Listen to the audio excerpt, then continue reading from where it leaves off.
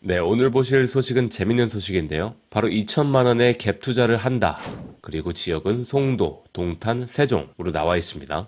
그래서 내용을 보니 송도는 5구, 매매 전세 2천만 원, 세종 6,400만 원, 동탄이 7,800만 원 차이가 나고 있는데요. 기사에서는 전세값도 크게 내리긴 하지만 매매가가 크게 내리면서 집값과 전세값의 차이가 좁혀지면서 급매물이 나오며 갭 투자에 의해 소모된다고 나와 있죠. 그래서 일단 말은 맞는 말입니다. 금리가 오르고 전세 월세화가 빠르게 진행되면서 전세값도 많이 내렸지만 그보다 매매가의 하락폭이 더 커진 것들이 이들 지역의 갭 투자 상위 지역에 랭크된 원인으로 분석된다 라고 나와 있습니다. 그래서 기사의 타겟은 집값 하락률로 해서 세종시, 연수구, 화성, 남양주, 송파구 해서 마이너스 16%부터 마이너스 8%까지 나열되어 있습니다. 자, 이쯤 되면 좀 궁금해지는데 어떤 물건이니 보니 많이 들어본 아파트죠. 송도 더샵 센트럴시티. 여기가 4억 5천만 원의 매매 거래가 있고 4억 3천만 원의 전세 계약이 이루어져서 투자금은 2천만 원이다 라고 나와 있죠. 팩트 체크를 해보도록 하겠습니다. 네, 그래서 송도 더샵 센트럴시티고요. 센트럴시티 25평, 매매가는 5억 5천. 매물 한번 찾아보겠습니다. 아래쪽으로, 네, 위에서부터 최근부터 아래쪽으로 쭉 내려가 보겠습니다. 최저가 5억짜리가 하나 보이고요. 취소 거래가 하나 있고 계속 쭉 5억 거래, 5억 초반대, 중반대 거래들이 일어나고 있죠. 자, 한참을 내려와서 직거래 4억 5천짜리를 하나 발견했고요. 그 다음에 5억 거래 9,800,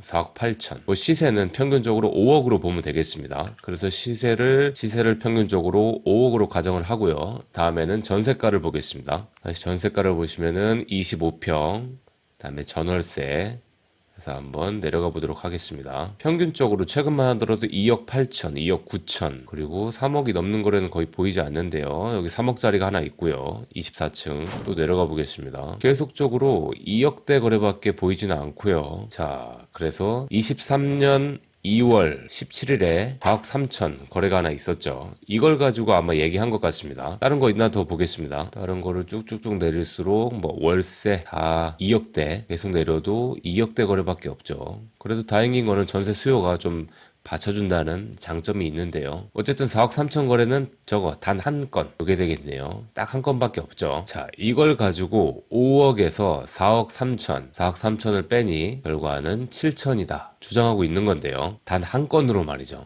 이 거래가 뭔가요? 바로 주전세 거래죠. 유독 혼자만 전세 가격이 높은 이유는 두 가지가 있습니다. 자, 이렇게 간단히 적어봤는데요. 전세가가 높은 두 가지 이유는 첫 번째로는 분양권을 등기치고 팔 때 둘 다 금액이 부족한 경우가 있습니다. 이때 매수인이 전세를 초반에 크게 쓰고 들어오고요. 다음에 등기를 다 치죠. 그 뒤에 전세로 들어온 매수인에게 바로 이제 매도하는 방법인데요. 이때는 다른 시세들에 비해서 상대적으로 전세가가 높게 실거래가가 찍히는 걸 볼 수 있죠. 주로 검단 같은 신도시나 많은 아파트 매물들이 한 번에 입주할 때 발생하는 현상입니다. 두 번째로 주전세가 있는데요. 말 그대로 집주인이 전세가와 매매가 갭만큼 먼저 돈을 받고 그 집을 매수인에게 넘기는 겁니다.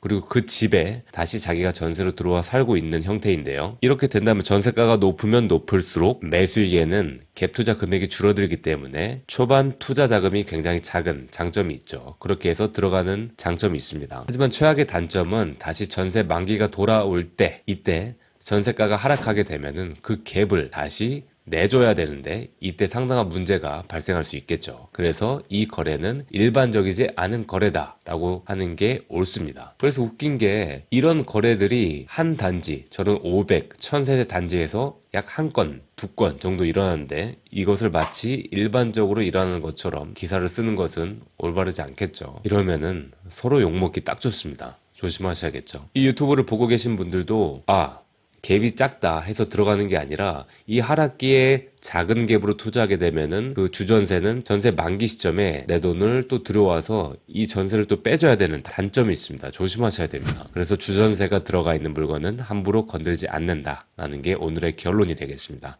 아직까지는 하락 초반기이기 때문에 갭 투자가 상대적으로 작은 금액들이 몇 건 없습니다. 하지만 시간이 지나면 점점 많이 나올 테니까 조금만 더 기다리시면 될 것 같습니다.